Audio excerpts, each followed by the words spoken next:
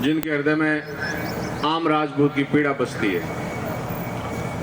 कोई बहुत जड़ा अपना समाज बहुत शांत समाज है, बहुत धैर्य वाला समाज है, सब कुछ लुट जाने के बाद भी सोने वाला समाज है।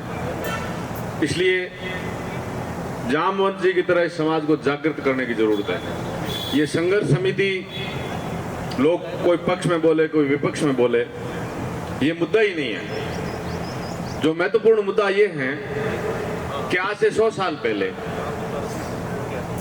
सर प्रताप जी ने चौपासनी शिक्षा समिति की स्थापना करी, चौपासनी स्कूल की नींव रखी। उस वक्त बाबजी हुकम की उम्र बहुत कम थी, मारवाड़ के कर्ता धर्ता सर प्रताप ही थे।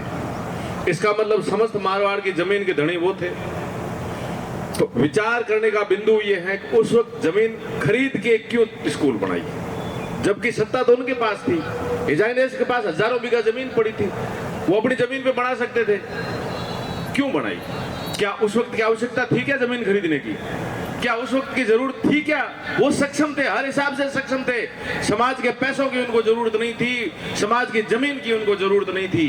फिर भी उन्होंने कि आम राजपूत का हक इसके ऊपर रहे, राज सत्ता उसके ऊपर कभी हक नहीं जताए, इसलिए सर प्रताप ने इस जमीन को खरीद के आम राजपूत के पैसों से स्कूल बनवा के दी।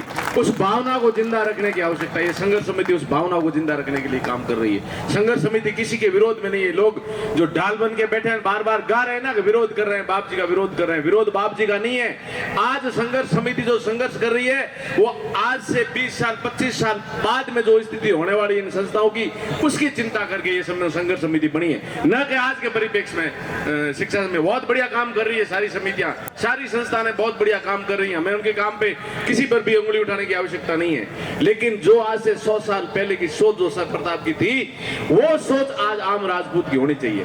और जब जब भी, अब ये पहले पूर्व वक्तों ने आपने सुना है कि जब जब भी चौपासनी शिक्षा समिति या राजपूत, आम राजपूत की जो संस्था है, उनके ऊपर हक जताने का प्रयास किया, आम राजपूत ने खड़े होकर उनका पुरजोर तरीके से विरोध किया। क्या आज हम विरोध करने, आप अपना इन संस्थाओं को आम राजपूत रखने में यदि अपन आवाज उठाते तो क्या किसी का विरोध है क्या? ये हमको हक नहीं है क्या अपनी आवाज उठाने का?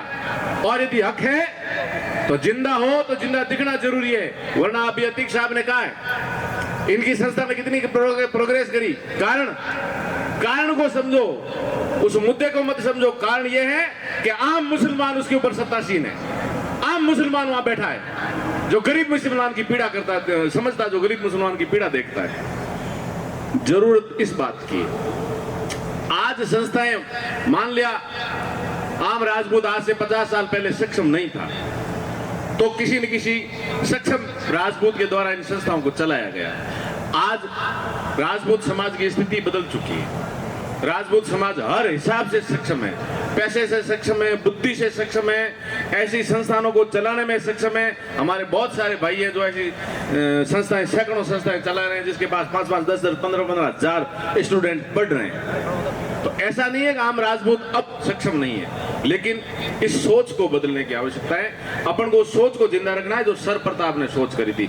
चिंता इस बात की है, भले ही चौपासनी शिक्षा समिति हो, भले ही ये बीजेएस स्कूल हो, भले ही नंदवन छात्रावास हो, भले ही सरदार क्लब हो। आज सरदार क्लब अच्छा मैनेजमेंट कर सकता है, लेकिन चिंता किस बात की है?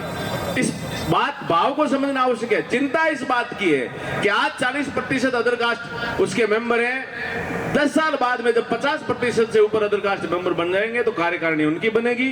तो इन समाज के द्वारा पैसे लगे हुए संस्थाओं का मालिक कौन होगा? आज अपन दम भर रहे हैं, हमने समाज से इस संस्थाओं को खड़ा किया है, लेकिन 20 साल बाद में इन संस्थाओं का मालिक कौन होगा? चिंता इस बात की नहीं है कि राजपूत एजुकेशन ट्रस्ट चौपासने का मालिकाना हक ले ले, हमें इस बात की रत्ती भरी चिंता नहीं है। लेकिन चिंता इस बात की है राजपूत एजुकेशन ट्रस्ट में क्या आम राजपूत है क्या? और जब आम राजपूत के लिए ही बनाई गई, और इन भावनाओं को समझने की आवश्यकता है। आज चौपासनी कैंपस में 80% स्टूडेंट अदर कास्ट है। क्या सर प्रताप ने इन संस्थाओं को इसीलिए बनाया था पैसे कमाने का जरिया बन जाए? यदि पैसा कमाने तो समाज अलग संस्था बना दे, अपना कॉर्पोरेट रूप से चलाए। ये संस्थाएं आम गरीब राजपूत के लिए बनी थी। इस भावना को समझने की आवश्यकता है, इसलिए आवाज उठाना है। अपन सफल हो नहीं हो अलग मामला है। जब राम सेतु बन रहा था तो एक गिलहरी पानी में लेट के, रेत में लेट के वापस जाती, फिर पानी में भीग के वापस आती। जामवंत जी ने देखा कि यार तू तेरी इस रेत से क्या फर्क पड़ेगा, कि मुझे भी पता है मेरी रेत से फर्क नहीं पड़ेगा, लेकिन जब जब भी राम सेतु का नाम आएगा तब मेरा नाम भी जरूर लेंगे। कि गिलहरी भी थी जिसने अपने बेचारे अपने प्रयास तो किए, वो सफल हुई कि नहीं हुई। आज उस प्रयास को करने की आवश्यकता है, और आज यदि अपन जागृत नहीं हुए तो 20 साल बाद अपनी जो आने वाली नेक्स्ट जनरेशन है उनको समाज से कोई लेना देना नहीं है। वो बहुत ज्यादा डिजिटलाइजेशन में चली गई है, बहुत ज्यादा आधुनिकता में चली गई है, और आज तो अपन पीड़ा गा रहे हैं, लेकिन 10 साल में यहाँ बैठे बैठे 50% लोग तो भगवान के भैया हो जाएंगे, उसके बाद में कोई बोलने वाला ही नहीं होगा। और ये बच्चे क्या कहेंगे, हाँ बिजनेस तो मिश्रा अंकल की है, ये तो हमको पता है। ऐसे कैसे, ये चौपास मयूर की है क्या? अपन आम राजपूत इसीलिए बैठे हैं क्या यहाँ?